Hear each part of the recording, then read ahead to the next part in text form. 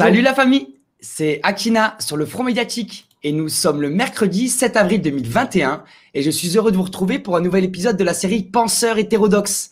Et pour ce 17e épisode, nous avons la chance d'avoir avec nous Christian Leroux. Bonjour Christian. Bonjour Renaud. Comment vas-tu? Très bien. Super, ça va être un échange passionnant. Ensemble, on va parler de l'impasse de la croissance. On va parler du système économique capitaliste croissanciste, comme tu l'appelles. Voilà, donc je rappelle pour les internautes rapidement, tu es de formation ESSEC, c'est l'École supérieure des sciences économiques et commerciales. Donc Christian Leroux, tu as exercé longtemps l'activité de chef d'entreprise, mais très rapidement, tu t'es interrogé dans le cadre de tes activités professionnelles et de tes rapports sociaux sur les fondements et le sens du système économique capitaliste croissanciste dans lequel nous vivons, mais également sur la validité de son mode de gestion politique. Ça avait d'ailleurs fait l'œuvre d'une première émission avec toi au mois de novembre dernier autour de la démocratie directe. C'est ainsi que tu es passé progressivement de l'action à la réflexion en écrivant des ouvrages de réflexion et de critique d'économie politique, en réalisant aussi des vidéos et en donnant des conférences. Ainsi, tu te qualifies aujourd'hui de chercheur indépendant et tu insistes là-dessus, indépendant en organisation sociétale. Tu es aussi fondateur du mouvement Démocratie Directe et Résilience, producteur-réalisateur de la chaîne vidéo Demain la décroissance et auteur de nombreux ouvrages, par exemple L'impasse de la croissance qui va être au cœur de notre échange d'aujourd'hui, mais aussi Le grand débat off, Vers la démocratie directe, Anthropologie de la décroissance, Individu, État et liberté, à quoi sert l'État ou encore l'imposture écologique. On aura sûrement d'ailleurs l'occasion de te retrouver à nouveau pour parler d'autres sujets. Je rappelle que la série Penseurs hétérodoxes du Front Médiatique a la volonté de valoriser des regards divergents sur notre monde contemporain. Les intellectuels interviewés dans cette série s'écartent de la doctrine officielle et du dogme dominant en vigueur. Face à la pensée unique, c'est un appel à la liberté de penser. Alors tout d'abord, après cette présentation un peu formelle, Christian, est-ce que tu veux rajouter quelque chose d'un peu plus personnel pour pouvoir te présenter à la communauté? Non, je pense que cette présentation est tout à fait synthétique et elle ne manque rien, il n'y a rien de trop pour l'instant. Super, merci. Et vraiment, je suis heureux avec toi d'échanger pendant environ 1 heure et demie autour de cette impasse de la croissance, parce que le mot croissance est un mot qu'on entend à longueur de journée. C'est inlassablement répété dans les discours politiques, les discours médiatiques. C'est malheureusement très souvent un peu le spectre et un peu comme si c'était le seul horizon possible. Et ce qui est intéressant, c'est pour ça qu'on t'accueille pour ce nouvel épisode, c'est qu'en novembre 2020, tu as lancé une série de 8 vidéoconférences sur la critique de la société industrielle, une critique que tu as regroupée sur le titre générique de l'impasse de la croissance.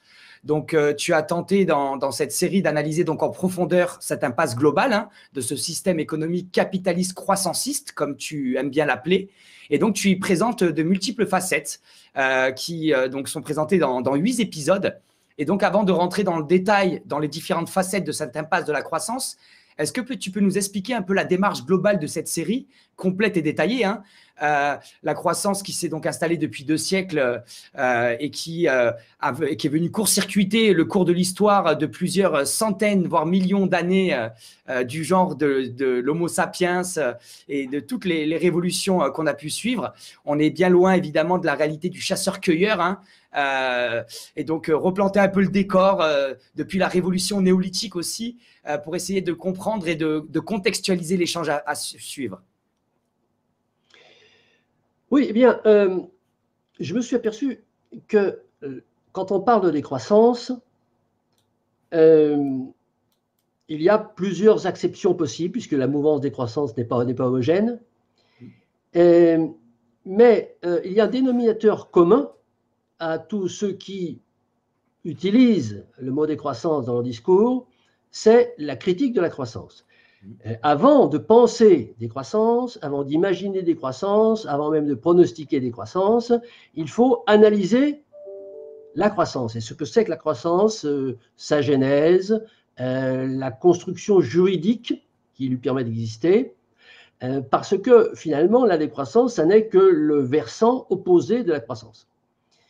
Donc, c'est la raison pour laquelle, disons, j'ai fait ce retour en arrière au niveau du cheminement de la réflexion et que j'ai pensé que c'était intéressant de voir d'abord quel est exactement le fondement et quelle est la longévité possible de la croissance. Donc, c'est, disons, l'objectif de ces travaux sur l'impasse de la croissance. Et donc, au tout début de ton ouvrage, donc on va reprendre donc cette série de conférences qu'on encourage aussi donc les internautes à regarder si l'échange qu'on va avoir les intéresse.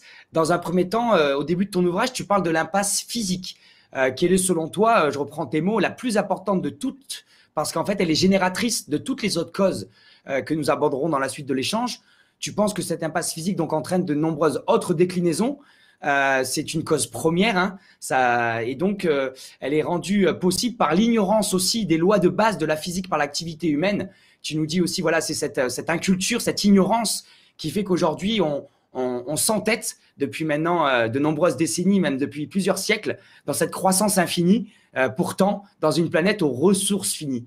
Est-ce que tu peux nous en dire un peu plus, s'il te plaît?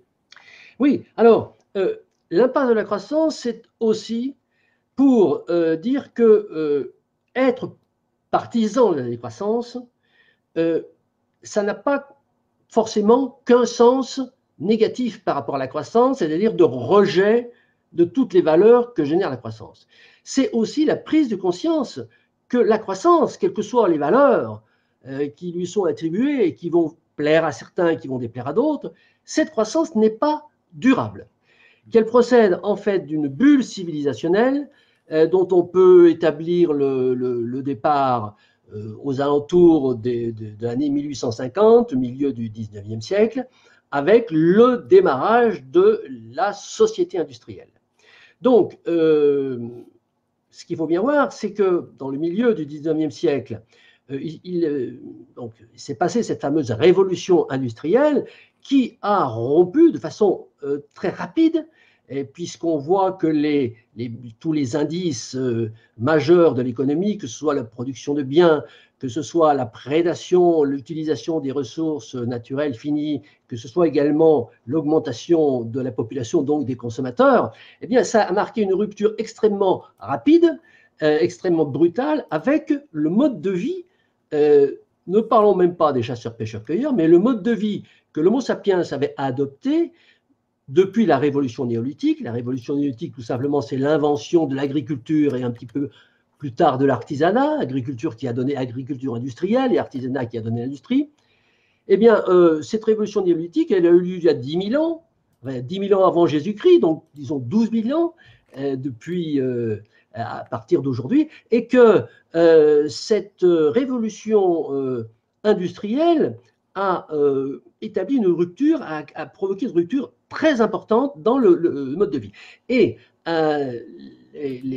l'analyse que je fais, mais que je ne suis pas le seul à faire, puisque tu as pris connaissance de mes travaux, tu as vu que je m'appuyais notamment sur les travaux de l'économiste mathématicien Nicolas Georgescu-Royen, qui a introduit la prise en compte, qui a pris en compte les lois de la thermodynamique dans le processus économique. Donc, l'idée, c'est que la théorie, en fait, c'est que cette croissance industrielle, ce processus de fabrication et ce processus de nouvelle économie qui a démarré dans le milieu du 19e siècle ne peut pas continuer. Il a des limites qui sont des limites physiques, et c'est la raison pour laquelle je dis, effectivement, j'indique que ce que j'appelle l'impasse physique, c'est, disons, l'impasse majeure, c'est l'impasse mère, je dirais, c'est la société mère, de laquelle on va pouvoir décliner toute une série de sous-impasses, mais qui toutes sont, disons, générées par la composante physique du processus industriel. Est-ce que d'ailleurs tu peux nous commenter rapidement cette courbe que j'ai retrouvée sur ton blog? Cette courbe, elle explique, disons de façon illustrée, ce que je viens de dire, c'est-à-dire que depuis 10 000 ans, hein, jusqu'à l'année 1850, on le voit bien sur cette courbe qui représente la consommation des ressources naturelles finies. Consommation de ressources naturelles finies, ça veut dire prédation, ça veut dire la quantité et le rythme auquel l'homme va prélever des ressources naturelles minérale et énergétique dans l'écorce terrestre pour alimenter son processus de fabrication industrielle. Eh bien, ce taux de prédation, ce taux d'utilisation, ce taux de retrait, finalement, d'extraction de l'écorce terrestre, il est resté pratiquement stable pendant 10 000 ans, et tout d'un coup, à partir de 1850, il s'est mis à augmenter de façon asymptotique, hein, on voit l'asymptote, donc c'est une courbe qui grimpe sur l'axe des ordonnées de façon très très rapide. Et donc, l'évolution de cette production, on va voir qu'elle est pratiquement homothétique, pratiquement semblable à l'évolution donc, de la prédation des ressources naturelles, l'évolution de la production, c'est-à-dire la valorisation en monnaie, disons, de la quantité de biens et services qui est produit par la société industrielle. Et on va voir aussi que la troisième courbe, c'est celle de la démographie, que la démographie également a suivi donc cette courbe. Alors, il s'agit, disons, d'une similitude. La corrélation, c'est autre chose. Et justement, au premier stade, on ne peut que constater cette similitude. Et c'est dans le courant de l'analyse qu'on va voir qu'il y a corrélation et qu'on va tenter de démontrer cette corrélation. Voilà, je me permets de mettre la dernière courbe aussi qui montre sur l'évolution de la population. Et donc, on voit, comme tu le disais bien, ces liens et ce miroir qu'on peut voir entre ces différentes courbes. Et d'ailleurs aussi quelque chose qui est assez important selon moi et qui n'est pas forcément toujours bien compris. Je remercie d'ailleurs Monsieur Jancovici qui a l'intelligence de nous partager les enjeux autour de l'énergie. Je parle dans ce premier chapitre du taux de retour énergétique et du TRE à l'énergie grise. Aujourd'hui, on nous parle de transition énergétique, on nous parle d'énergie renouvelable, etc. Mais ça me rappelle souvent cette phrase de Negawatt, qui est un collectif qui travaille sur l'énergie, qui est passionnant et qui dit la première énergie qui est écologique ou en tout cas qui est durable, c'est celle qu'on ne consomme pas. Excuse-moi. Est-ce que tu peux revenir un peu sur ce taux d'énergie et cette énergie grise qui sont des éléments qui nous permettent d'avoir une grille de lecture plus pertinente pour pouvoir comprendre les enjeux actuels?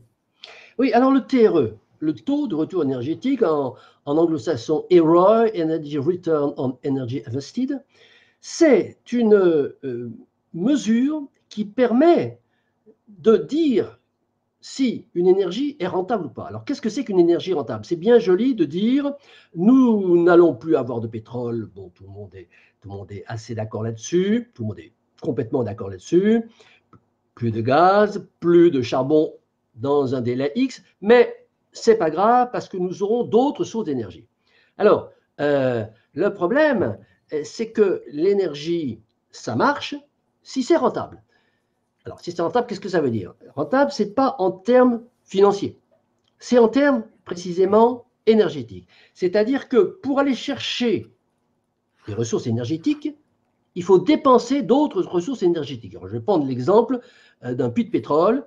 Pour aller chercher du pétrole, il faut creuser, il faut fabriquer un tuyau, il faut planter le tuyau dans le sol, et puis il faut un moteur, il faut tout un dispositif pour faire une pompe, pour faire sortir le pétrole. Bon. Donc, pour extraire, ou pour produire une quantité d'énergie, il faut dépenser une autre quantité d'énergie et même une quantité de matière, donc un couple matière-énergie qui va permettre, ce sont des dispositifs d'extraction, des dispositifs de capture qui vont permettre d'extraire ou de produire une quantité d'énergie. Eh bien, si pour produire 1 kWh, je suis obligé de dépenser 2 kWh, ça ne marche pas.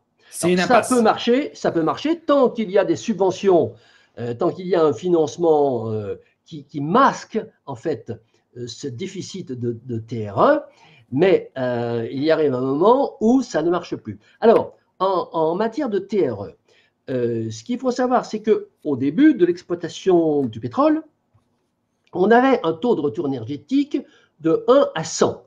C'est-à-dire que dans les champs faciles de Ghawar, les fameux champs mirobolants de l'Arabie Saoudite, il suffisait d'investir $1 en énergie pour récupérer, pour extraire $100 en pétrole.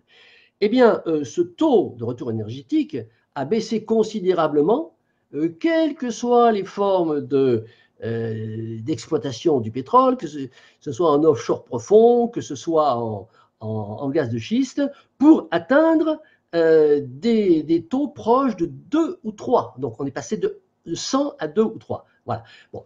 Et donc, ce taux de retour énergétique, il marque tout simplement, par sa diminution, il marque qu'il y arrive un moment où la fabrication d'énergie va nécessiter plus d'énergie qu'elle ne va en produire finalement à la sortie du processus. Voilà. Alors, l'énergie grise, c'est encore un petit peu plus compliqué, c'est-à-dire que généralement, quand on parle de taux de retour énergétique, on ne parle simplement que d'énergie investie pour obtenir l'énergie sortante. Hein. ENROI, d'ailleurs, ça veut dire Energy Invested on Energy, Energy Return on Energy Invested. Eh bien, l'énergie grise, elle prend en compte tous les autres composants d'un point de vue comptable qu'il y a lieu d'intégrer dans l'acte de fabriquer de l'énergie, c'est-à-dire notamment les matériaux qui ne sont jamais comptés. Lorsqu'on utilise un tube pour extraire du pétrole, ben ce tube, il se dégrade, il rouille, et puis il faut le remplacer. Donc, il y a de l'utilisation de matières qui se dégradent. Il y a également d'autres dépenses d'énergie qui ne sont pas forcément comptées, par exemple le carburant nécessaire au véhicule pour aller d'un endroit à un autre dans le cadre du processus de fabrication de cette énergie. Donc l'énergie grise va plus loin que le TRE, disons, habituellement utilisé. Elle prend en compte toutes les énergies liées, toutes les énergies qui ont été nécessaires depuis le stade 0 jusqu'au stade ultime du processus de fabrication, et elle prend en compte également toutes les dégradations, toutes les pertes de matière, comme par exemple l'usure des axes, des roulements, des roues, des véhicules qui participent à ce travail de fabrication d'énergie. Ben merci pour ces précisions qui me paraissent vraiment importantes, hein, parce que souvent, par exemple, on parle d'alternatives énergétiques, on me dit, de l'hydrogène, ça va nous sauver. Mais voilà, souvent, on manque de base en fait physique. Je rappelle souvent, par exemple, que l'hydrogène n'est pas une énergie primaire et qu'aujourd'hui, on ne la trouve pas forcément. Enfin, la plupart de l'hydrogène qu'on utilise en 2020 n'est pas une énergie primaire, c'est une énergie qui est déjà transformée par d'autres énergies primaires, souvent malheureusement fossiles. Et donc, c'est important d'avoir ces éléments comme le taux de retour énergétique ou même ce concept de l'énergie grise. Avant de continuer donc sur les différents chapitres, je t'en prie. Oui, alors, tu viens de dire quelque chose de très important en parlant d'énergie primaire.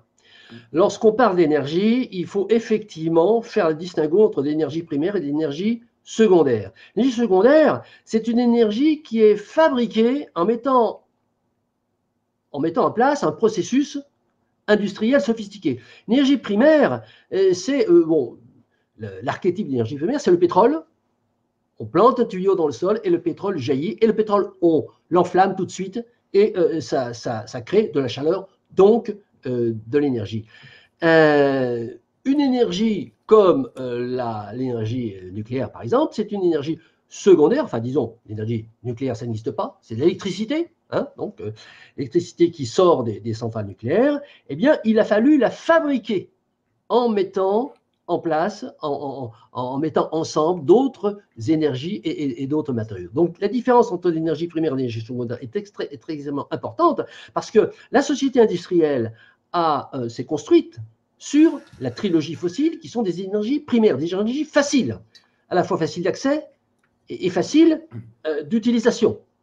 Quand tu dis la trilogie, quand tu dis la trilogie, c'est le gaz, le pétrole et le charbon. Et le charbon, voilà. Bon.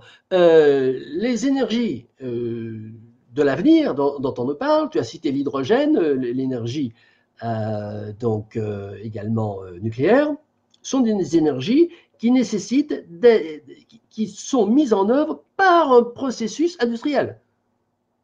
Donc il faut déjà qu'il y ait un socle industriel important et suffisant. Et là, bon, on parlera peut-être de l'impossibilité disons de mettre en œuvre durablement des énergies secondaires si le tissu industriel se délite.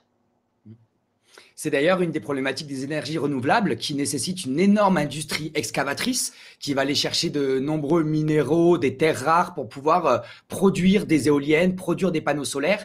Et donc, malheureusement, souvent, on a un regard qui est trop limité parce qu'on n'intègre pas l'ensemble du cycle, comme par exemple le concept d'énergie grise permet de le faire. Ou pour les centrales nucléaires, on pourrait aussi pointer du doigt le fait que le démantèlement des centrales qui coûtera, selon les rapports, entre 50 et 500 milliards, hein, la fourchette est large, ça dépend quel rapport, quelles sont les sources. Et donc, on voit que le prix de l'énergie qu'on a eu l'impression d'être pas cher en France n'intègre pas forcément ce démantèlement qui va nous coûter très, très cher au peuple français. Ensuite, j'aimerais qu'on ouvre donc le deuxième chapitre qui est donc fait l'œuvre de la deuxième vidéo où tu reviens sur l'impasse comptable parce que tu as aussi beaucoup creusé les aspects économiques hein, de notre époque et qui donc fait l'objet de 2 vidéos dans ta série de vidéoconférences. Dans un premier temps, tu reviens sur un concept qu'on entend aussi quotidiennement comme celui de croissance. C'est le concept de PIB, produit intérieur brut.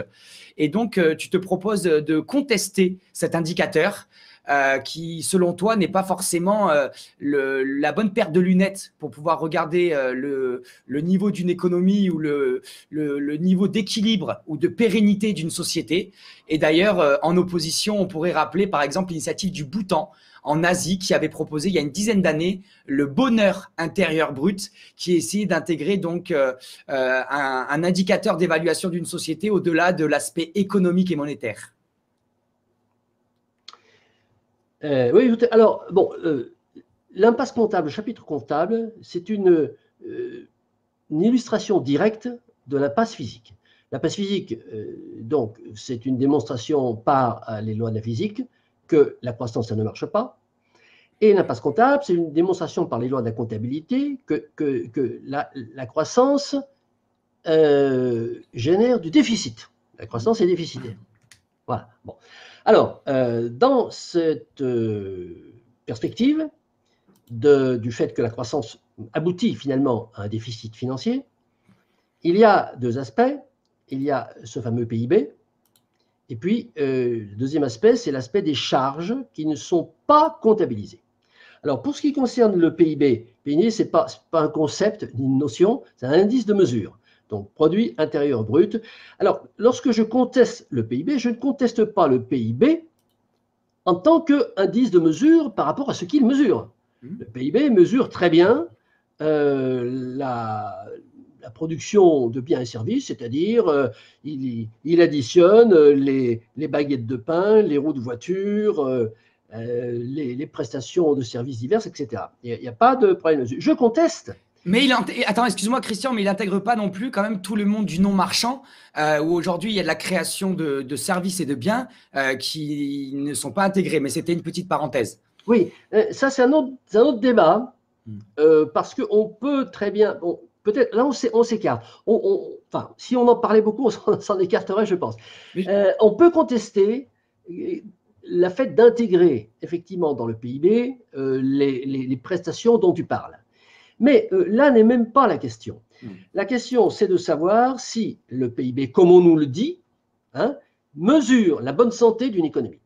Parce que si on lit le livret de l'INSEE, qui s'appelle À quoi sert le PIB, l'INSEE nous dit le PIB, ça indique la bonne santé de l'économie. C'est-à-dire, si on a un PIB qui monte, c'est que l'économie est en bonne santé, et si on a un PIB qui ne monte pas, qui n'est pas en croissance, c'est que l'économie est en mauvaise santé. C'est ça que je conteste. Bon.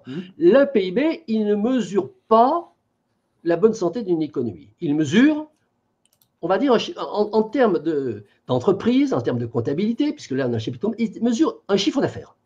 Bon, or, les chefs d'entreprise, mais le petit artisan, disons, qui travaille tout seul, donc dans un small business le plus small possible, il comprend très bien que le chiffre d'affaires, c'est extrêmement différent de son bénéfice.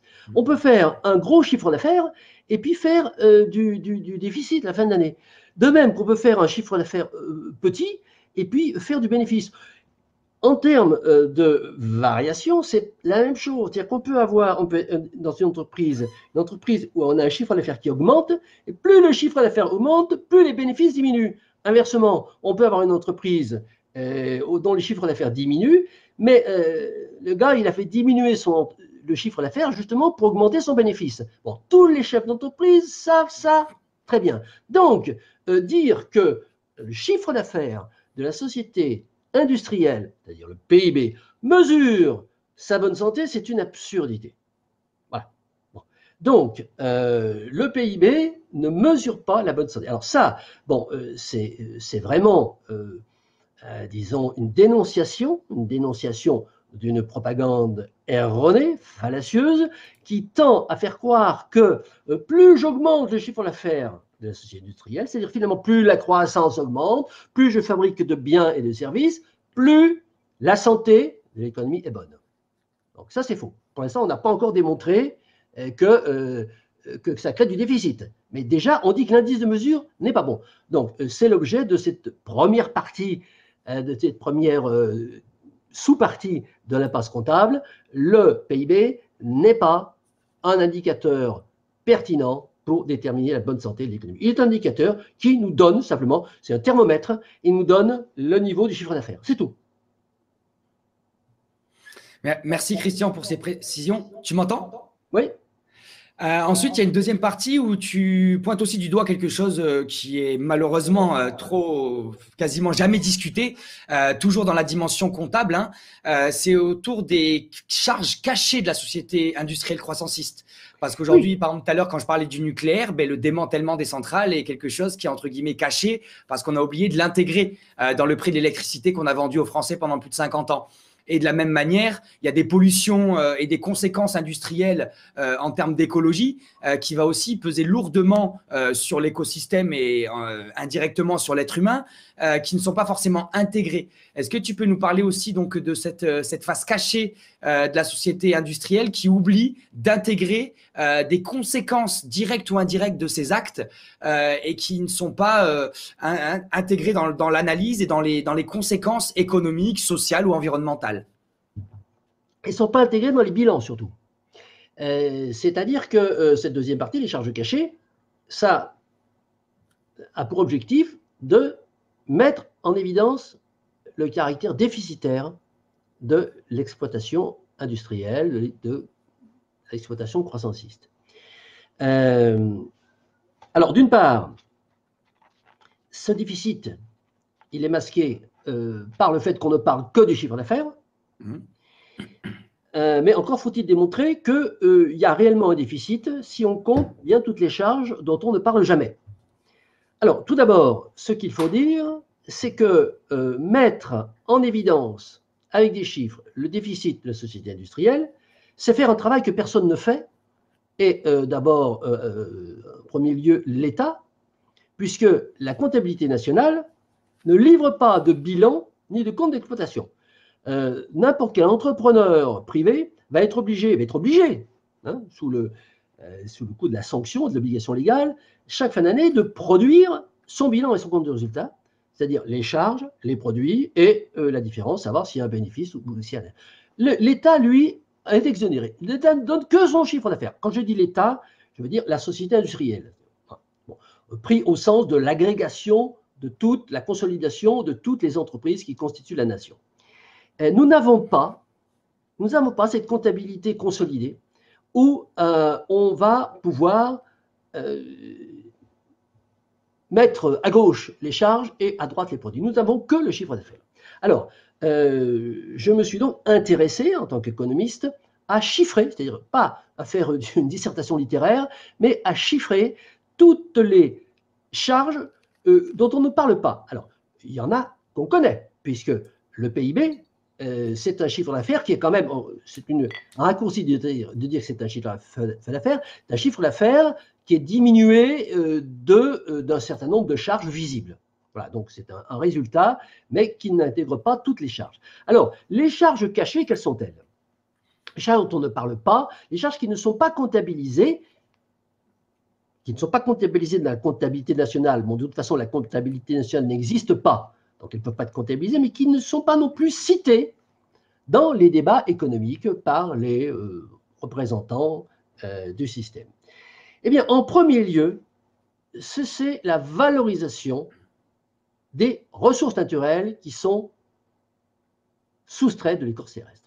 Il y a effectivement les charges dont tu as parlé, les charges écologiques, mais il y a d'abord, et là tu as parlé tout à l'heure de Jean-Marc Jancovici, il a été un des premiers à indiquer que dans toute entreprise, lorsqu'on consomme du stock, c'est-à-dire que lorsqu'en début d'exercice, j'ai 1000 en stock et qu'en fin d'exercice, je n'ai plus que 500 en stock, eh bien, je fais un inventaire de fin d'année et je m'aperçois que mon stock a diminué de 500 et donc j'enregistre en comptabilité ce qu'on appelle une variation de stock négative de 500. 1000 moins 500 égale 500. Voilà, bon.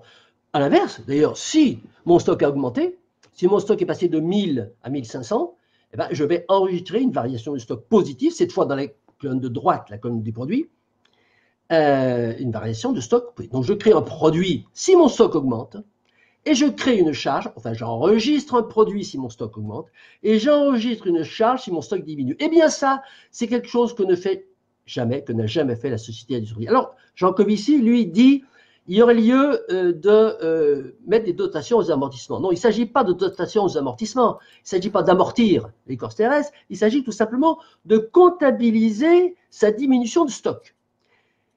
Qu'est-ce qui se passe en 1850 lorsque l'Homo sapiens décide de créer la société industrielle? Il décide de prélever 10 000 fois plus qu'il ne l'avait fait jusqu'à présent les ressources naturelles dans l'écorce terrestre. Donc, les ressources naturelles finies dans l'écorce terrestre, comme le nom l'indique, finies, elles sont limitées en quantité. Bon, elles sont données au départ. Hein, la Terre a été fabriquée dans le Big Bang, il y a un certain nombre de ressources, elles sont ce qu'elles sont. C'est le stock de départ.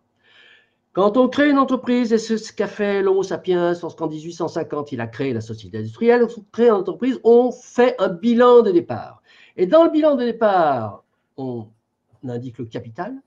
Et le capital, qu'est-ce que c'est dans la société industrielle? Eh bien, c'est le stock de ressources naturelles que nous a légué gratuitement Dame Nature.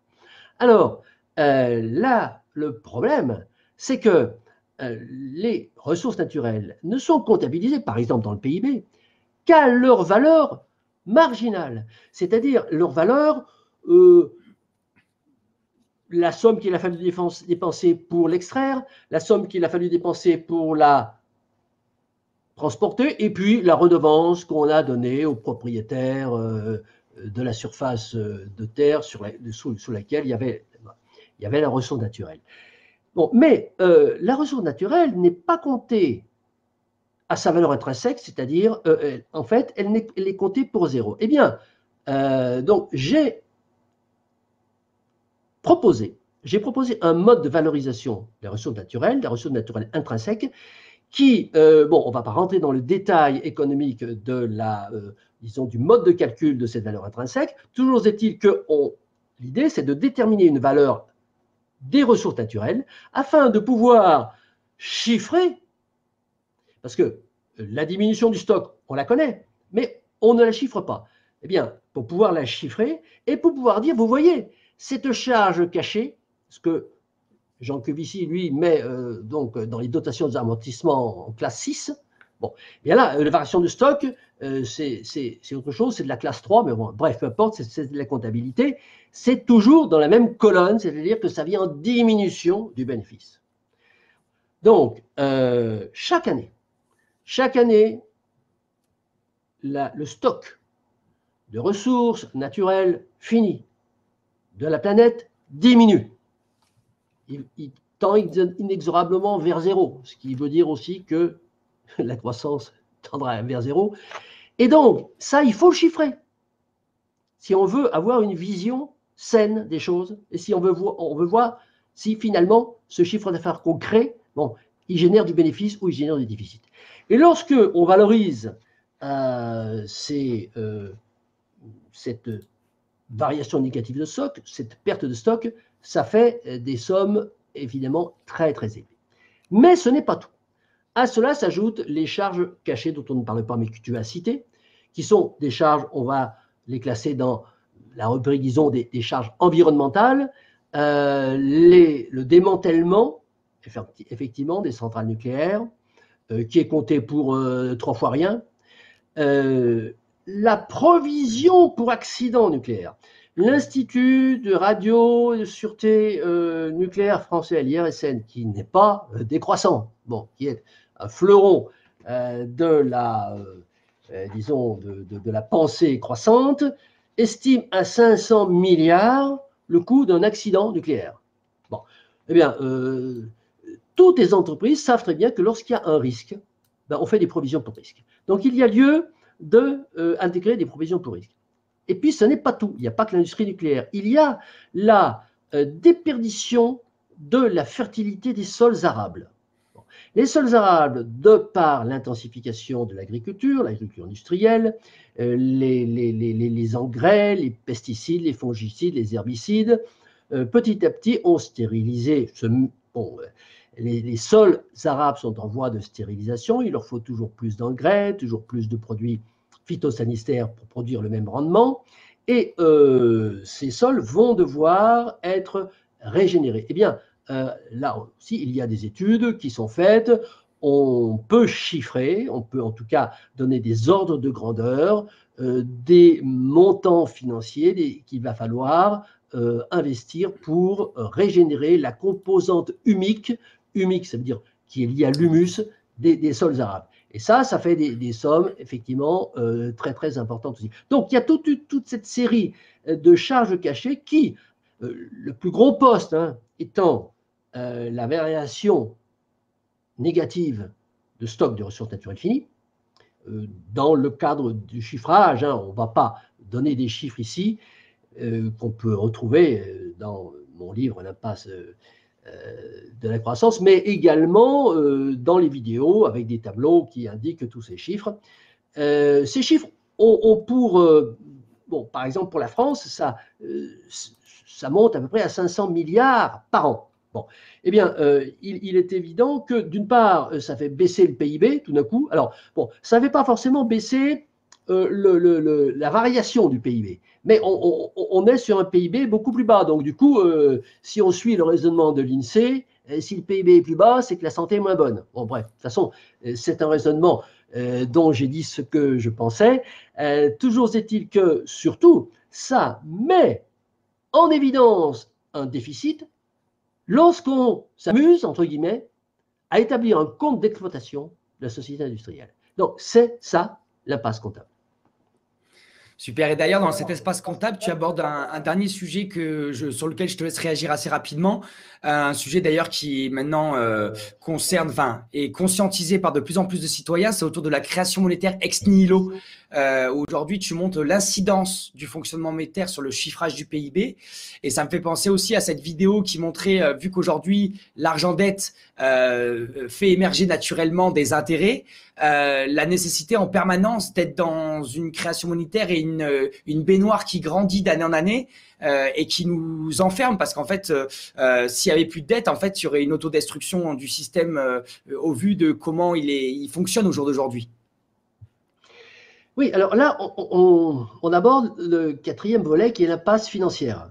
L'impasse financière, c'est un petit peu différent de la comptabilité. La comptabilité et la finance, c'est très lié, mais c'est deux, je dirais, disciplines distinctes, pas différentes, mais distinctes. L'impasse financière, la finance, les manipulations financières, les montages financiers, les stratagèmes financiers, ils ont pour objectif de masquer précisément la réalité comptable. La réalité comptable, c'est qu'il y a un déficit. Bon, je pense avoir contribué à le démontrer avec les chiffres que j'ai donnés dans le chapitre sur l'impasse comptable. Elle est connue. Elle est connue, ou tout du moins pressentie, mais je dirais connue des gestionnaires de la société Croissance-Site. Mais ce qu'il faut, c'est absolument la masquer aux yeux du grand public. Et pour la masquer, bon, c'est d'une part ne pas tenir de comptabilité, ça c'est dans le chapitre comptable, mais c'est aussi la masquer au niveau de ses effets. Parce que un déficit comptable il peut durer un certain temps, un certain nombre d'années. On a des sociétés qui font du déficit et qui continuent, mais il crée un besoin de trésorerie très important.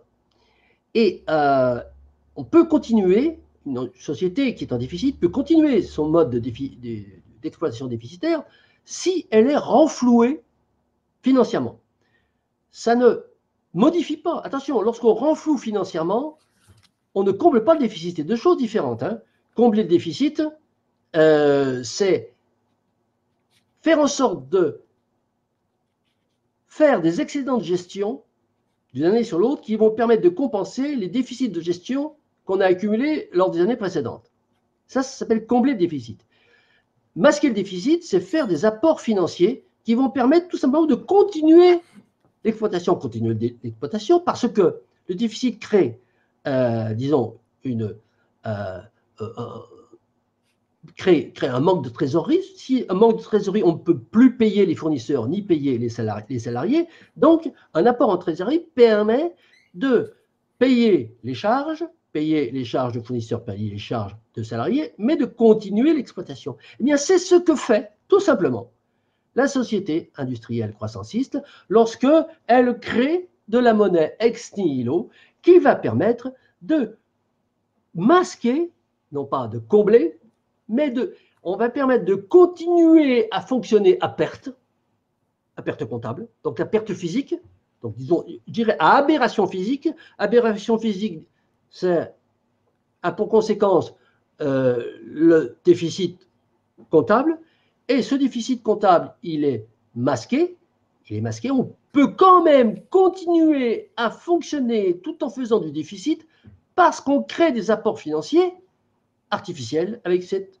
création ex nihilo que tu as d'ailleurs très bien décrite, à savoir que si on arrête de faire circuler la dette, il n'y a plus de monnaie en circulation. C'est tout à fait ça.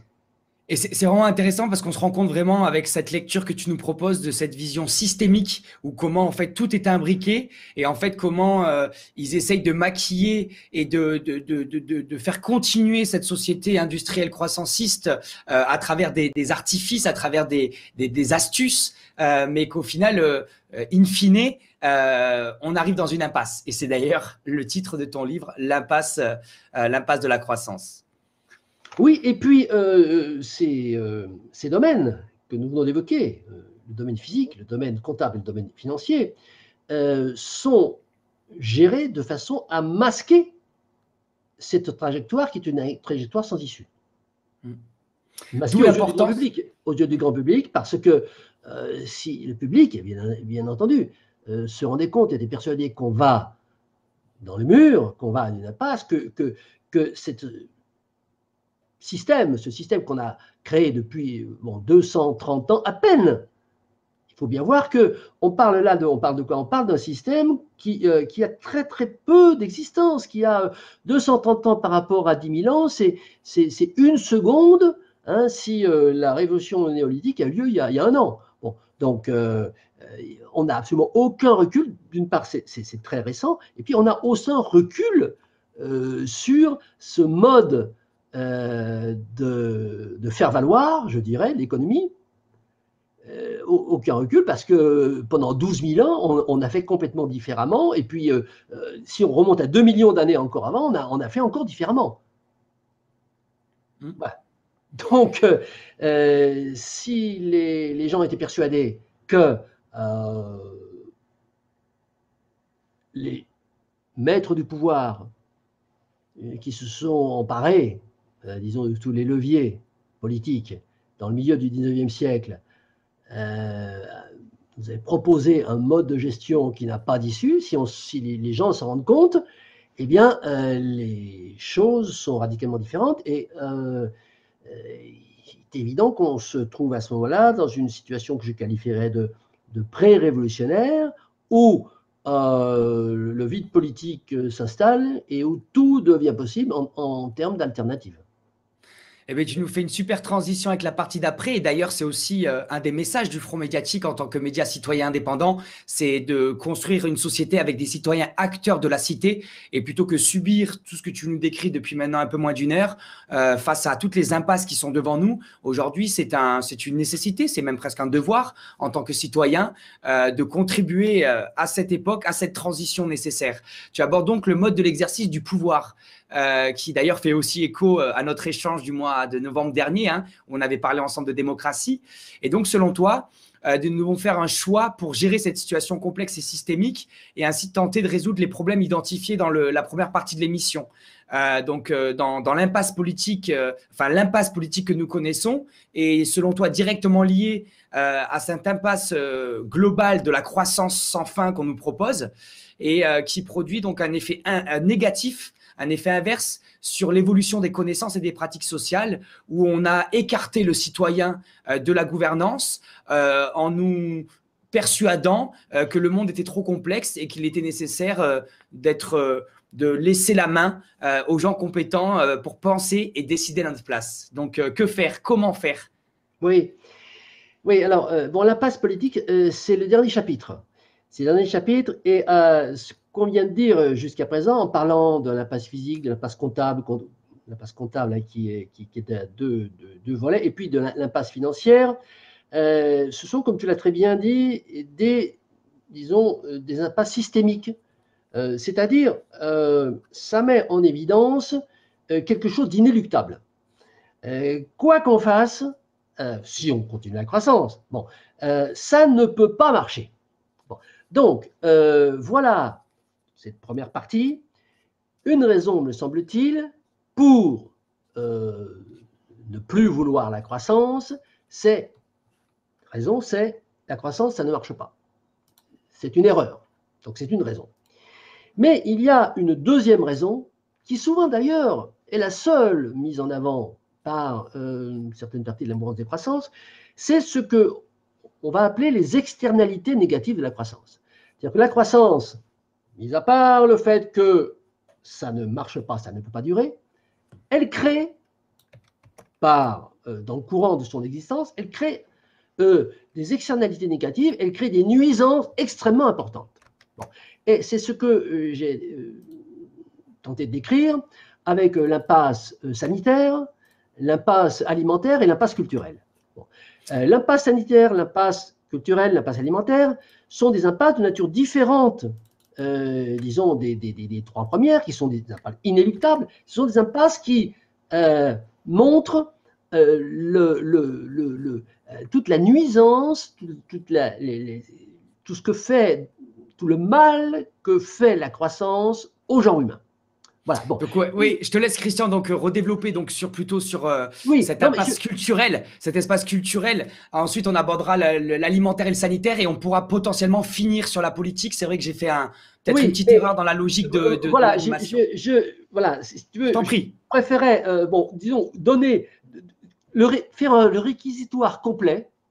Tout à fait. Puisque c'est un réquisitoire hein, contre la croissance, c'est un procès contre la croissance. La croissance est accusée, nous on est, disons, procureur et on fait un réquisitoire. Bien. Et d'ailleurs, juste, si je peux me permettre, pour te laisser parler de la culture. Pour pouvoir ensuite parler de la politique, qui est en quelque sorte mis en conclusion de ce cheminement-là. Voilà. Tout à fait, je te laisse donc continuer sur l'impasse culturelle. Et d'ailleurs, pour moi, c'est totalement d'actualité parce qu'aujourd'hui, on le voit bien depuis un an, il y a tout le monde de la culture qui est à l'arrêt. Aujourd'hui, c'est des êtres humains qui vivaient de leur passion, qui pratiquaient leur art et qui ont été mis de côté. Et à l'inverse de ces artistes, de ces intermittents du spectacle qui peuvent plus pratiquer la culture, aujourd'hui, c'est la culture dominante qui nous a imposé, cette culture de la croissance avec toutes les conséquences que je te laisse nous présenter. Oui, mais bon, je voudrais quand même rebondir sur l'impasse politique pour dire qu'elle est toujours comme une ombre portée hein, sur tous les chapitres qu'on peut ouvrir par rapport à l'impasse de la croissance, que ce soit les chapitres concernant le caractère inéluctable ou que ce soit les chapitres concernant les externalités négatives. C'est que la phrase d'Albert Einstein, on ne résout pas un problème avec le mode de pensée qu'il a créé. Non. Le problème, c'est la croissance. Et le mode de pensée qui a créé la croissance, c'est le mode de pensée politique qui s'est installé dans le milieu du 19e siècle avec l'oligocratie capitaliste croissanciste.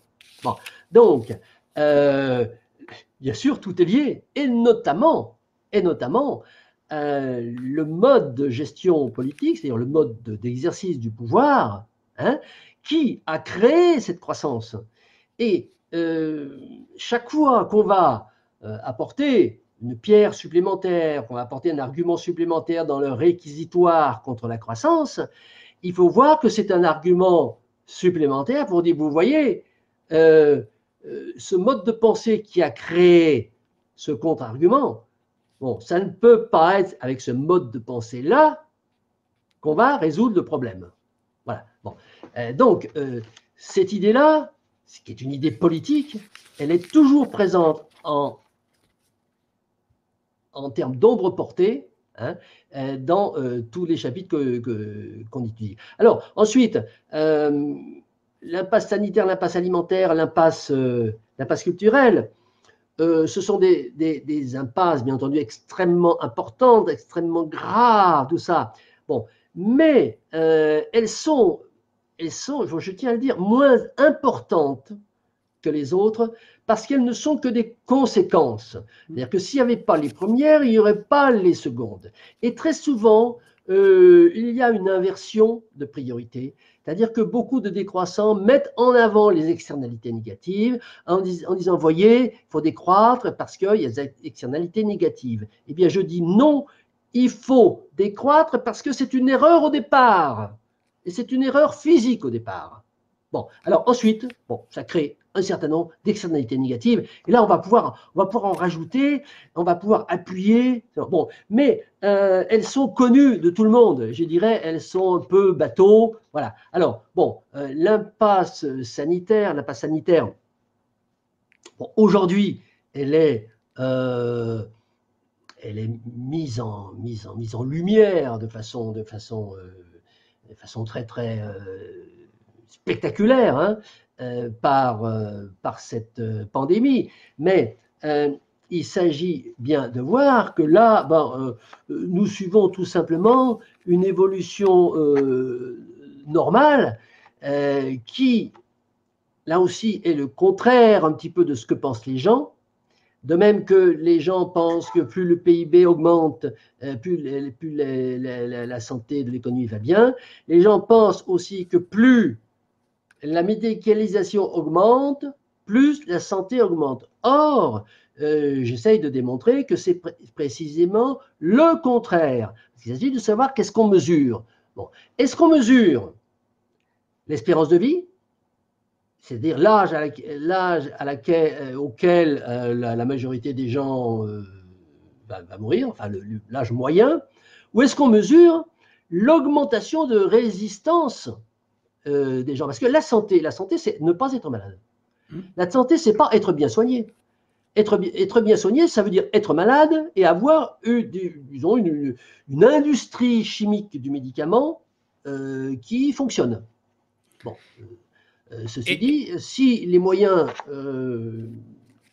si la décroissance inéluctable s'installe et que l'industrie chimique ne peut plus fonctionner, bon, on ne pourra plus soigner les gens, donc on s'apercevra qu'ils sont en mauvaise santé. Non, la bonne santé, c'est-à-dire que ce que devrait mettre en avant la société industrielle croissanciste, puisqu'elle prétend qu'elle fait des miracles, elle fait des choses formidables, qu'elle est dans le sens du progrès. Mais le sens du progrès au niveau de la santé, c'est avoir des individus qui sont de plus en plus résistants et qui ne tombent pas malades. C'est pas avoir des individus qui tombent de plus en plus malades et qu'on soigne. Voilà. Bon. Et d'ailleurs, juste une mini parenthèse là-dessus. Souvent, on met en avant l'espérance de vie en France qui a continué d'augmenter énormément, même si elle commence à stagner autour de 80 ans, hein, pour faire court. Mais en fait, si on parle de l'espérance de vie en bonne santé, ça veut dire que la moitié de la population qui ne prend pas de traitement de longue durée, c'est 64 ans en France. Donc, on est bien loin des 80 ans. Je te laisse continuer. Oui, ah ben oui. Ben là, le débat sur la santé, justifierait à lui seul hein, d'une conférence entière, enfin d'un échange d'1 heure et demie. Hein. Bon, on ne peut que survoler. Mais au niveau des indices, de même que le PIB est un indice dans lequel la société croissantiste se prend les pieds, bon, elle se prend aussi les pieds dans l'indice d'espérance de vie, puisqu'elle s'est rendue compte récemment que l'indice d'espérance de vie, ce n'était pas tout à fait significatif et qu'il fallait créer un autre indice, qui est l'indice d'espérance de vie en bonne santé. Bon, après, l'indice d'espérance de vie en bonne santé bute contre la définition de qu'est-ce que c'est que la bonne santé. Ça veut dire ne pas être atteint d'une infirmité, etc. Bon, donc, tout dépend ce qu'on comptabilise. Hein. Si on comptabilise le moment où on devient dépendant de quelque chose, ça peut tomber même en dessous des 64 ans dont tu parlais. Mais moi, je pointe même encore un autre chiffre qui est donné par le LEM. Le LEM, c'est les entreprises du médicament, c'est le syndicat des industries pharmaceutiques. Je cite dans ce chapitre sur l'impasse sanitaire un certain nombre de rapports du LEM qui sont des rapports pro industrie pharmaceutique, et qui indique que, par exemple, en France, eh bien, il y a 3% des gens qui ne prennent pas de médicaments. Wow. Bon, ça veut dire qu'il n'y a que 3% des gens qui sont en bonne santé. Et que, ne serait-ce que ce chiffre est un constat d'échec flagrant de la société industrielle médicamenteuse qui, au lieu d'avoir finalement construit les individus, ils ont favorisé la pullulation d'individus qui sont en bonne santé, qui tombent jamais malades. Au contraire, elle a réduit cette population à sa portion congrue, 3%. Alors, je me suis amusé à regarder ce que donnait 3% par rapport à 64 millions et le comparer au nombre d'habitants qu'il y avait, par exemple, à l'année 1700. Parce qu'en 1700, tous les gens qui étaient vivants, ils étaient en bonne santé. Parce que s'ils n'étaient pas en bonne santé, ils mouraient. Il n'y avait pas de médecine. Donc, ces 3% qui ne prennent pas de médicaments, ça correspond grosso modo à la population des gens qui vivaient en 1700. Et du coup, elle est 3 ou 4 fois inférieure. Donc, il semblerait bien que un individu en bonne santé, un individu de l'an 2021 qui est en bonne santé, c'est-à-dire qui ne prend jamais de médicaments, eh ben, ce soit quelque chose d'extrêmement rare, alors que au XVIe siècle, eh ben, c'était pas rare, c'était 100% de la population qui était comme ça. Voilà. C'était la norme. Alors, oui, non, mais c'était 100% qui était comme ça. Voilà. Donc, ça relativise. Alors, évidemment, bon, on va critiquer ce mode de raisonnement, on va trouver des arguments, etc. Mais ça montre en tout cas que l'évidence, comme quoi aujourd'hui l'homme est en bonne santé, alors qu'au Moyen-Âge il était en mauvaise santé, bah, c'est une évidence qui n'est pas si évidente que ça. Et d'ailleurs, ça fait penser aussi, par exemple, pour montrer un contre-exemple, hein, Cuba, qui vit un embargo depuis plus de 60 ans, fait partie, enfin, est le pays en Amérique, malgré la critique de l'espérance de vie, qui a le plus haut niveau d'espérance de vie. Et pourtant, Cuba n'a pas le même PIB par habitant que les États-Unis d'Amérique, pour faire que cette comparaison-là. Donc, on voit vraiment les limites aussi à travers ces indicateurs qui sont biaisés et qui permettent encore une fois de masquer certaines problématiques plus globales. Mais on va revenir ensemble. Cuba produit aussi son alimentation, produit ses légumes et avec une agriculture qui n'est pas tellement chimique. Tout à fait, mais tu fais une transition parfaite. On arrive maintenant à la partie autour de l'alimentation. Voilà, donc aujourd'hui en France, on est très loin de la souveraineté alimentaire, hein, et on n'est pas en mesure donc de nourrir la population concrètement. Tu as parlé tout à l'heure d'appauvrissement des sols aussi, où on est en train de désertifier les sols français à travers une agriculture intensive, où c'est des intrants extérieurs qui permettent de continuer à produire, et un manque de respect de toute cette vie microbienne et cette vie des sols qui qui est malheureusement détruite d'année en année depuis maintenant la révolution verte des années 50, 60, 70. Et pourtant, c'est un besoin primordial pour l'homme qui conditionne toute sa survie biologique. Hein. Manger et boire, c'est les 2 besoins primaires avec dormir, les plus fondamentaux. Comment c'est possible d'en être arrivé là? Et pour toi, on peut faire encore un lien direct entre vision croissanciste et société industrielle et ces problématiques que j'introduis en termes d'alimentation. Oui, alors, l'alimentation, c'est-à-dire l'agriculture, c'est évidemment un sujet majeur, parce que comme tu l'as très bien dit, c'est le besoin numéro 1 de l'homme. La pollution, bon, on peut survivre en étant pollué. La maladie, bon, on peut survivre avec les médicaments, tant qu'il y en a, tant que l'industrie pharmaceutique peut fabriquer. Par contre, si on n'a plus d'aliments, si on n'a plus rien à manger, bon, là, ça ne dure pas longtemps. Alors, le problème alimentaire, il est à 2 niveaux. Il est au niveau qualitatif et quantitatif. Qualitatif, bon, bien évidemment, la société industrielle, en généralisant les pratiques industrielles en agriculture, a transformé les aliments en aliments, disons, toxiques. Hein, voilà, bon, le terme est un petit peu fort, mais bon, il est exact. Je citerai une action assez récente de Greenpeace contre les producteurs de pommes. Greenpeace avait déclaré que la pomme, alors il faut savoir que la pomme, c'est 80% des fruits dans le monde. Hein. Donc, voilà, bon, la pomme, c'est le fruit numéro 1. D'abord parce qu'elle se conserve très bien, la pomme on la récolte et puis on la met en chambre froide, et puis ça tient 1 an, 2 ans, etc. Donc voilà. Bon. Donc il peut y avoir des pommiers, des pommeraies industrielles qui peuvent être concentrées en certains endroits de la planète, et on peut ensuite très facilement la stocker et la réexporter dans tous les pays du monde. Donc cette pomme, d'après Greenpeace, elle est hautement toxique. Elle subit 19 ou 20 traitements. Enfin bon, il faut voir les vidéos hein, d'arboriculteurs pendant les traitements. Ils ont des scaphandres. Il y a un pulseur derrière qui jette un nuage, hein, et puis il passe toutes les semaines. Voilà, bon bref, et c'est ça qu'on mange. Alors, la société, enfin le syndicat des producteurs de pommes a attaqué Greenpeace et ils ont été déboutés par le tribunal de Nanterre, je ne sais pas qui, bon voilà. Bon. Et on dit, bah oui, bon, les pommes sont toxiques. Bon, donc, la toxicité des aliments. Alors, on ne parle que de la toxicité. On va laisser de côté, parce qu'on ne peut pas parler de tout, la dénaturation des aliments qui ne sont plus comme ils étaient avant. Prenons par exemple ces fameuses intolérances. Les intolérances au gluten, c'est une absurdité. Le blé. Bon, le blé, c'est l'aliment initial bon, de l'Homo sapiens. Et aujourd'hui, on a des intolérances au blé.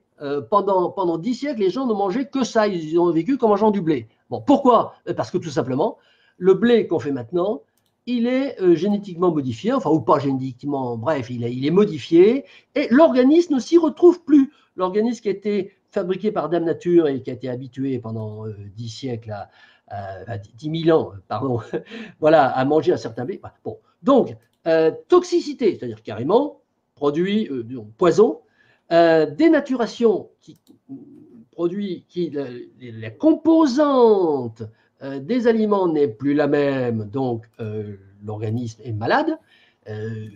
Entre la toxicité et la dénaturation, on a là à peu près 50%, donc ça c'est des chiffres qui sont donnés par la Sécurité sociale, des maladies qui sont liées aux troubles alimentaires. Bon, donc les éléments qualitatifs, notre alimentation devient toxique. Notre alimentation nous fait mourir. Alors, elle ne nous fait pas mourir parce que l'industrie pharmaceutique est tellement costaud qu'elle crée le contrepoison. De là, alors, sans tomber dans la théorie du complot, de là à penser qu'il y a un système gagnant-gagnant, c'est-à-dire qu'on a l'industrie pétrochimique alimentaire, agricole, qui fabrique des aliments toxiques, et sa consoeur, enfin bon, les gens, de toute façon, ils ont des actions dans les mêmes sociétés, l'industrie pharmaceutique qui fabrique le contrepoison. Donc c'est gagnant-gagnant, et c'est le consommateur qui paye 2 fois pour la même chose. Enfin, au bout du compte, c'est un cobaye, disons, d'hôpital. Alors, la deuxième composante, c'est la plus grave, bon, la plus létale, je dirais, parce que c'est le caractère quantitatif, le problème quantitatif de l'alimentation. L'agriculture industrielle, qui s'est généralisée, bon, qui a démarré au début du XXe siècle, mais qui s'est surtout généralisée à partir de la fin du XXe siècle, après la Deuxième Guerre mondiale, a permis d'augmenter les rendements agricoles, donc la quantité de nourriture produite, de façon asymptotique. On retrouve les mêmes asymptotes qu'on a vus sur les 3 courbes du début. Et c'est, bien entendu, grâce à l'augmentation de la quantité de nourriture qu'on a pu augmenter le nombre de population. Là où il y a à manger pour 10, on ne peut pas être 11. Mais là, il y a à manger pour 10, il n'y a pas de raison d'être 3. Donc, on doit être 10. Voilà. Bon. Et alors, le problème, c'est est-ce que cette agriculture industrielle qui produit des quantités astronomiques de nourriture a un avenir? Là, la réponse est non. La réponse est que cette agriculture industrielle n'a pas d'avenir pour les mêmes raisons que, bon, elle est une des composantes majeures, elle est un des piliers majeurs, et peut-être même le pilier fondamental de la société industrielle croissanciste, et elle n'a pas d'avenir pour des raisons physiques, pour les raisons comptables, pour les raisons financières, et puisque l'agriculture, aujourd'hui, masque son déficit par les subventions étatiques, avec de l'argent qui est créé ex nihilo par les banques privées. Le cercle se boucle. La boucle est bouclée. Donc voilà, voilà le problème qui est posé par rapport à l'agriculture. Et c'est vraiment passionnant parce que donc on est parti de la problématique de la croissance, qui est donc le cœur de ton ouvrage, avec donc tout en haut de la grille de lecture et d'analyse ces limites physiques, qui sont accompagnés par des jeux comptables et financiers qui permettent de masquer ces contraintes physiques. Puis après, on voit les conséquences et les effets secondaires sur la culture, le sanitaire, l'alimentaire. Et on peut donc arriver de l'autre côté de la pyramide, on pourrait dire, à ces limites politiques. Aujourd'hui, concrètement, mais nous sommes nombreux à vouloir faire évoluer cet état de fait que nous n'acceptons pas forcément. C'est ton cas, en l'occurrence, à travers les ouvrages que tu écris, les différentes conférences que tu fais. Et donc, que faire au niveau politique dans cette structure qui a capté le pouvoir et qui a confisqué le pouvoir aux citoyens et qui donc nous empêche de faire entendre notre voix face à cette insatisfaction qu'on peut avoir par rapport à cette société croissanciste? Alors, l'issue politique, elle n'est pas facile. Hein. Elle n'est pas facile d'abord parce qu'il faut qu'on se sorte d'un mode de pensée. Hein. Je rappelle la phrase d'Einstein, on ne résout pas un problème avec le mode de pensée qu'il a créé, mais ce mode de pensée est quand même extrêmement enraciné. Bon. Et si on dit aux gens, il faut changer de logiciel ou de lunettes, hein, on peut dire mon vieux, parce que maintenant, de toute façon, il faut inventer autre chose, puisque ce qu'on a fait jusqu'à présent ne marche pas. Bon. Donc, c'est très difficile.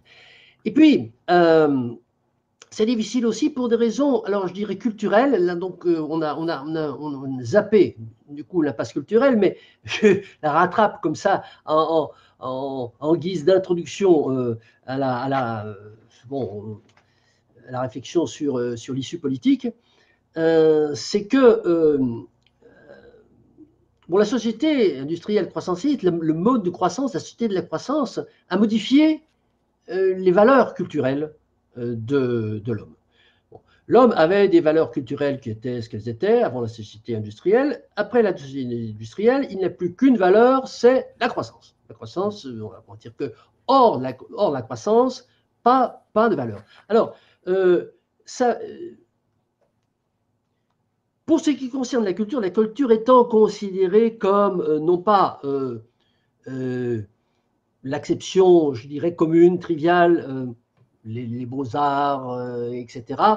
On peut en parler très rapidement pour développer pour dire que la société de la croissance a réduit la culture, je dirais, au divertissement, Alors, ce n'est pas uniquement moi qui le dis, puisqu'on a des bouquins, notamment ceux d'Olivier Donat, qui est un haut fonctionnaire de ministère de la Culture, qui a écrit L'inculture pour tous. Le titre est assez significatif, et où il démontre très bien que l'évolution de la culture, c'est vers le divertissement. Bon, on va passer très vite là-dessus. Ce n'est qu'une externalité négative, somme toute mineure, voilà, mais qui est importante, mais par rapport au concept très, très important qu'on a manipulé jusqu'à présent, on peut passer très rapidement là-dessus. Le plus important en termes d'externalité négative par rapport à la croissance, me semble-t-il, c'est disons, c'est la diminution, c'est la régression de l'intelligence collective. Cette régression de l'intelligence collective, qu'est-ce que c'est? C'est l'association de la connaissance et du discernement. Alors bon, c'est pas moi qui le dis, c'est Thomas Hobbes qui dit que l'intelligence collective, c'est la connaissance et le discernement. La connaissance, c'est la somme des connaissances qu'on a. Et aujourd'hui, contrairement à ce qu'on peut penser, les gens ont une somme de connaissances qui est une connaissance, disons, du Reader Digest, bon, des connaissances qui sont saupoudrées comme ça sur leur smartphone. Bon. Et puis, le discernement, eh bien, c'est tout simplement le niveau de réflexion. Et ce niveau de réflexion, ce n'est pas une question d'intelligence. Le niveau de réflexion, l'intelligence pure, elle est toujours au top niveau, chez Homo sapiens. Bon, c'est la gestion des connaissances, et puis c'est la capacité de réflexion. Et cette capacité de réflexion, qui encore une fois n'a rien à voir avec l'intelligence, ou pas me faire dire ce que je n'ai pas dit, cette capacité de réflexion, elle est bridée, elle est calomniée, elle est méprisée. C'est-à-dire que il n'est plus politiquement correct aujourd'hui de dire « je veux aller au fond des choses ». Il est politiquement correct de dire « ah bon, c'est trop compliqué, on s'en tient à des choses simples, à des idées ». Voilà, bon. Et cet impérialisme, en quelque sorte, du raccourci, bon, a fait régresser, c'est mon analyse, l'intelligence collective, qui est à un niveau largement inférieur à ce qu'elle était au XVIIIe siècle, par exemple. Et d'ailleurs, c'est pour ça, Christian, qu'on fait des émissions longues sur le front médiatique, parce qu'on pense qu'une pensée complexe nécessite du temps pour pouvoir dérouler l'analyse et la logique. C'est pour ça que tu existes et tu es un pionnier, disons, du rehaussement de l'intelligence collective. Et c'est-à-dire que la connaissance que tu diffuses, tu veux qu'elle soit large et approfondie. Et la capacité de réflexion, tu l'ériges en conditions nécessaires pour comprendre un peu mieux les choses de notre temps. Voilà. Bon. Donc, ce trait d'union étant fait sur la politique, Renaud, c'est pas facile. Voilà. C'est pas facile. Une fois qu'on a dit ce qu'il fallait ne pas faire, c'est-à-dire ne pas continuer avec le mode de pensée, il faut rompre avec ce mode de pensée. Le mot rupture, il est fondamental. Il faut rompre. Attention, je ne dis pas aller dans la rue, je ne dis pas une rupture violente, je suis, et tu le sais très bien, contre toutes les actions violentes et même contre les manifestations. Je suis légaliste, juriste, juridique. Bon. Et je crois à la force de la réflexion. J'ai peut-être tort, je suis peut-être idéaliste, mais ça ne m'importe pas d'avoir raison, d'avoir tort, c'est la ligne que je mène. Donc, il faut rompre avec le mode de pensée actuel. Et il faut en prendre un autre. Lequel? Alors, lequel? On n'a pas de mode d'emploi. On ne peut pas avoir de mode d'emploi pour quelque chose qui n'existe pas, qui n'a jamais existé, qu'il faut fabriquer. Et pourtant, c'est ce qu'aimeraient avoir les gens. Des fois, les êtres humains aimeraient avoir tout sur un plateau. C'est quelque chose de confortable. Mais ce qu'on oublie, c'est que quand on a tout sur un plateau, ça n'a pas de saveur. Ce qui est beau dans la vie, c'est le fait de se donner les moyens d'accéder à un horizon. Et c'est ce qui fait aussi la beauté et la saveur de la vie. Oui, saveur, mais bon, c'est inéluctable aussi. Hein. C'est inéluctable parce que on ne sait rien. C'est-à-dire que cette bulle civilisationnelle, cette bulle croissanciste qui a commencé en 1850, la plupart des gens ne s'imaginent pas qu'elle va s'arrêter. Donc déjà, première non-connaissance. Ensuite, alors moi je pense qu'elle va s'arrêter, mais on n'a pas la date. Günther Anders disait, nous ne vivons plus dans une époque, nous vivons dans un délai. Bon, là, j'aimerais revenir un peu sur l'impasse. Le problème de l'impasse, c'est pas sa survenue, elle est sûre, c'est son délai. C'est-à-dire que si l'impasse doit survenir si on peut continuer comme ça ou en réduisant un peu la voilure pendant 10 000 ans, bon, celui qui a la recette, je pense que ça vaut le coup. Par contre, si réduire la voilure, tout ça, ça nous fait durer 30, 40, 50 ou 100 ans, ça ne vaut pas le coup. Voilà. Bon, et ça, c'est une question. On ne sait pas résoudre. On ne sait pas la résoudre. Donc, on est en face de plein de questions. Et par rapport à ces questions, qu'est-ce qu'on peut faire? Eh bien, certains n'ont pas trouvé un mode d'emploi, mais trouver en tout cas, enfin, proposer des procédures de réflexion. Jusqu'à présent, les procédures de réflexion, jusqu'à présent, je veux dire depuis 1850, c'est l'oligocratie qui nous a dit voilà nos procédures. Nos procédures, c'est une minorité d'experts. Alors, bon, pour pas que ça vous gêne, on ne va pas dire experts, on va dire élus. Vous les avez élus, c'est des experts. Hein. Voilà, bon, on ne va pas faire un débat sur, disons, les rouages de la démocratie, de l'oligocratie, on l'a déjà fait. Bien, on va partir de ce postulat. Eh bien, on se rend compte, si on adhère au réquisitoire qui a été fait sur la place de croissance, que ces procédures qu'on nous a proposées depuis les révolutions du milieu du XIXe siècle, sont sans issue.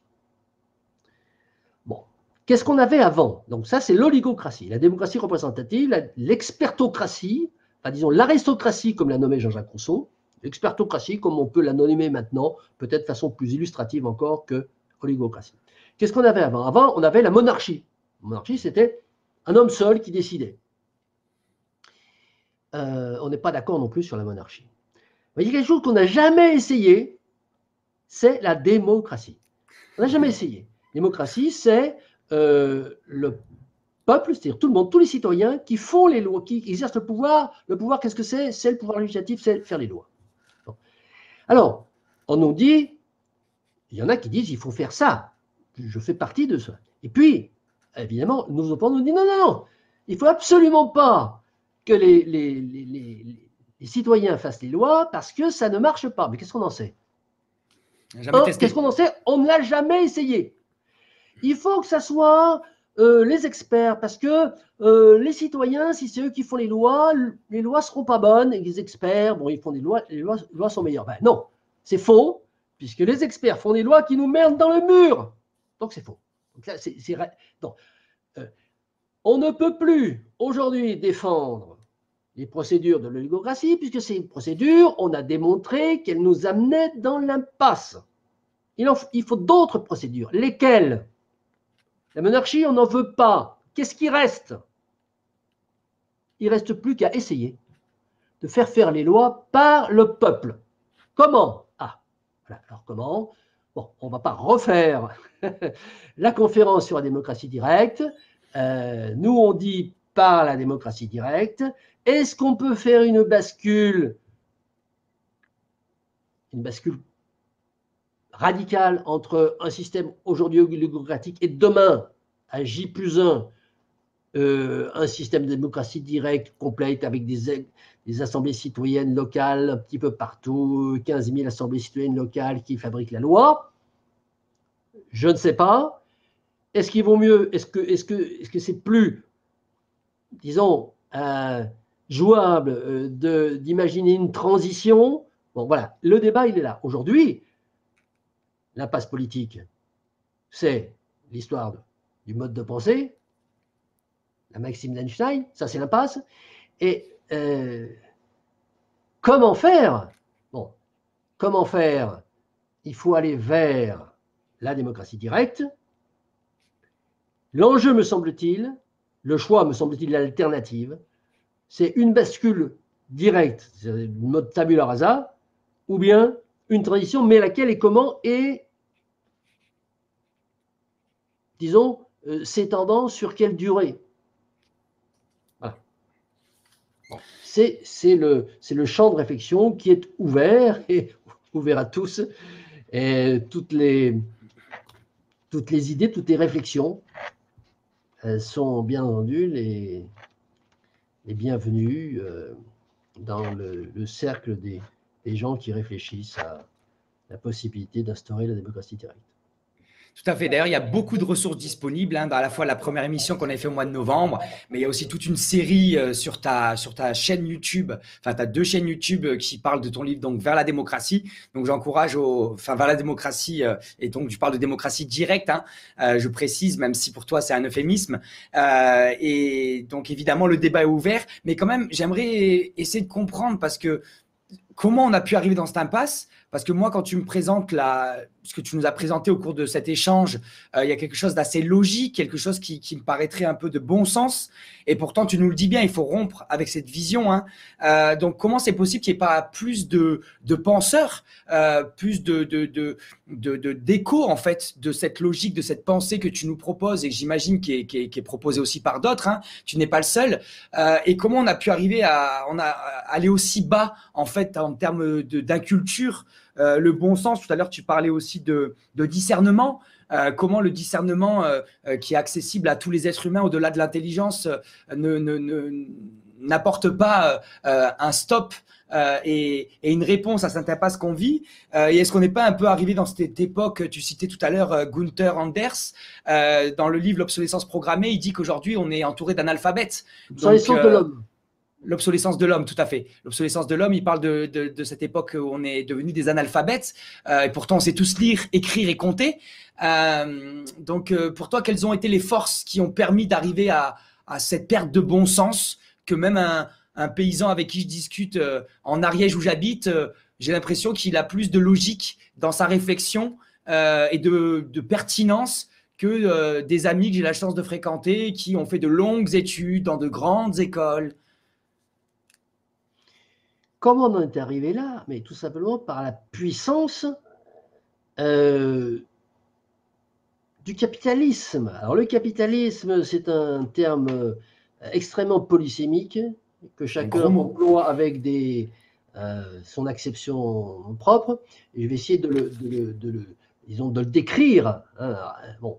En tout cas, toutes les composantes du capitalisme. Le capitalisme, c'est d'abord la prise du pouvoir de façon généralisée sur toute la planète, ça a commencé à partir de la fin du XVIIIe siècle, par la classe des marchands. La classe des marchands qui était bridée par le système monarchique. Attention, ce n'est pas une défense de la monarchie. Et qui a fait exploser le cadre juridique, en fait. Voilà. Bon. Donc, le capitalisme, c'est d'abord une prise de pouvoir politique et une construction juridique. Construction juridique qui repose notamment aujourd'hui sur le pilier de la personnalité morale, sur le pilier de la création monétaire ex nihilo et sur le pilier du crédit porteur d'intérêt. Bon. Donc, cette classe des marchands qui a pris le pouvoir politique et qui a pris le pouvoir économique a mené son entreprise, qui est une entreprise destinée à faire du profit, la loi du profit, et donc la conduite de l'économie mondiale est guidée uniquement par le profit. À tel point qu'aujourd'hui, on peut dire, j'aime bien disons, énoncer cette théorie, enfin ce théorème plutôt, lorsqu'on cherche la raison d'une action humaine, cherchez le profit. Là où il n'y a pas de profit, il n'y a pas d'action. Ou disons epsilon action. Bon. Donc il faut savoir que toute action humaine aujourd'hui qui est déclenchée, que lorsque quelqu'un se lève le matin pour faire quelque chose, à epsilon près, j'espère que toi et moi nous sommes partis d'epsilon, eh bien, ça se lève pour faire du profit. Et bon, si l'action ne rapporte rien, il ne fait pas. Bien. Donc, cette mire du profit, c'est même pas une religion, c'est ce business du profit. Il a développé, bien entendu, des outils de conditionnement. Alors, sert de la touche, je dirais, de conditionnement de l'imaginaire. Au sein des citoyens ordinaires, puisque les citoyens ordinaires, pour le capitalisme, ce que c'est des consommateurs. Bon, c'est éventuellement un électeur, ça c'est une fois de temps en temps pour valider, voilà, mais c'est surtout un consommateur. Donc, le citoyen, c'est un consommateur qui doit consommer et qui ne doit faire rien que consommer. Et tout ce qu'il fait, même au niveau de la comptabilisation du temps passé dans une journée, qui n'est pas orienté vers la consommation, bon, ça ne va pas dans le sens du capitalisme. Donc, il a développé tout un tas d'outils, parce que le capitalisme est extrêmement puissant, hein, c'est extraordinaire. Le capitalisme, c'est peut-être avec le Big Bang, c'est ce qui s'est passé de plus fabuleux, de plus fantastique, en tout cas. Bon, voilà. Et donc, il a développé des outils, bon, essentiellement médiatiques, mais qui ont pénétré dans l'imaginaire des individus pour façonner ces pratiques culturelles, qui fait que, aujourd'hui, effectivement, les individus, les citoyens sont très peu perméables à la réflexion, sont très peu perméables à la connaissance approfondie. Tu me dis, comment est-ce que c'est possible? Ben voilà, c'est possible parce que c'est pas rentable, ça. C'est pas rentable, ça n'entre pas dans les plans des marchands. Les marchands sont au pouvoir, les marchands sont là pour faire du profit, et tout ce qui ne va pas dans le sens de faire du profit, eh bien, on fait en sorte que ça n'existe pas. Voilà mon explication. Oui, mais c'est assez inquiétant, hein, parce que des fois, on a l'impression, ça me rappelle ce vieux film de la fin des années 90 qui s'appelle Idiocratie, où on a l'impression quand même d'arriver dans une époque où, voilà, comme tu le disais, hein, la pensée complexe est de moins en moins présente. Et c'est d'ailleurs notre rôle, je pense, hein, en tant que citoyens passionnés par les enjeux de la cité.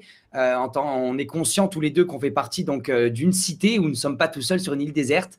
Et donc, nous tentons, à travers nos activités réciproques, d'apporter de l'intelligence, d'apporter de la réflexion, prendre de la hauteur, montrer aussi tout cet aspect systémique du fonctionnement de nos sociétés pour éviter d'être dans ce saucissonnage qui est proposé dans les médias traditionnels et qui empêche de comprendre les choses dans leur globalité. C'est aussi parfois, je pense, voulu. Et donc, j'espère qu'on va continuer ensemble à apporter toute cette culture, cette nouvelle culture pour rompre avec le vieux logiciel de pensée et proposer des logiciels de pensée où on remet le citoyen au cœur de la prise de décision, où on apprend à considérer les écosystèmes et le vivant pour pouvoir les respecter aussi, parce que nous faisons partie de la nature, nous sommes avec elle, et si on la continue à la combattre, on va aussi s'autodétruire, hein. On le dit, le capitalisme sciera la branche sur laquelle il est assis, ou vendra la corde qui lui permettra de se pendre, peu importe. En tout cas, voilà, c'est notre rôle aussi.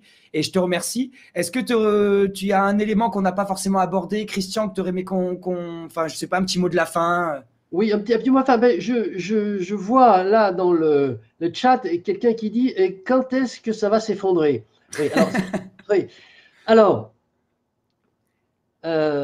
j'ai parlé tout à l'heure de Gunther Anders, nous vivons dans un délai, on ne sait pas, mais on ne sait pas non plus si ça va s'effondrer ou si ça va décliner. Alors là, ça me permet de faire très rapidement. Hein, je t'en prie. Hein, un bouquin qui s'appelle Anthropologie de la décroissance, où j'essaie de dresser, disons, un diagramme, une monographie de toutes les tendances de la décroissance. Alors, il y a une tendance actuellement qui tient un peu devant la scène, c'est les effondristes, les collapsologues, qui disent la société, enfin la croissance va s'arrêter par un effondrement. Bon. Alors, d'une part, moi je ne le souhaite pas, cet effondrement, et je pense, je ne le souhaite pas, et je ne pronostique pas un effondrement, je pronostique plutôt un déclin. Alors, bon, là aussi, ça pourrait faire l'objet un débat assez long. Je pense que le capitalisme est suffisamment puissant pour faire en sorte que les choses se dégradent progressivement, plutôt qu'il est en mesure d'éviter l'effondrement. Mais bon, c'est pas sûr quand même. Hein, c'est pas sûr quand même. Donc, le délai, on ne le connaît pas. La certitude, elle y est. Le délai, on ne le connaît pas. Est-ce que c'est un déclin progressif ou un effondrement? Alors, nous avons une action avec Démocratie Directe et Résilience, mais maintenant, nous avons créé un nouveau mouvement qui s'appelle Demain la décroissance, enfin, avec d'autres personnes.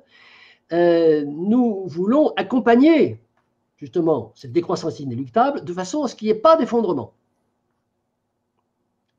Voilà. On n'a pas non plus un logiciel qui donne des étapes, c'est de diminution du PIB en 2022, 2023, 2024. Non. Mais le principe, l'idée générale, c'est d'éviter l'effondrement en accompagnant la décroissance de façon optimale, avec un certain nombre de mesures qui permettent non pas de retarder l'échéance, mais de freiner le sinus de la pente du déclin. Eh bien, vraiment, c'est passionnant d'échanger avec toi, Christian, et on aura l'occasion d'ailleurs, j'espère, de se retrouver en 2021 pour parler un peu plus de décroissance autour de l'anthropologie. Je rappelle qu'aujourd'hui, on t'accueillait dans le cadre d'une émission qui s'appelait L'impasse de la croissance, qui a fait donc l'objet d'un ouvrage qui est sorti en janvier 2021 et qu'on peut retrouver sur ton site internet, donc christianloru.com.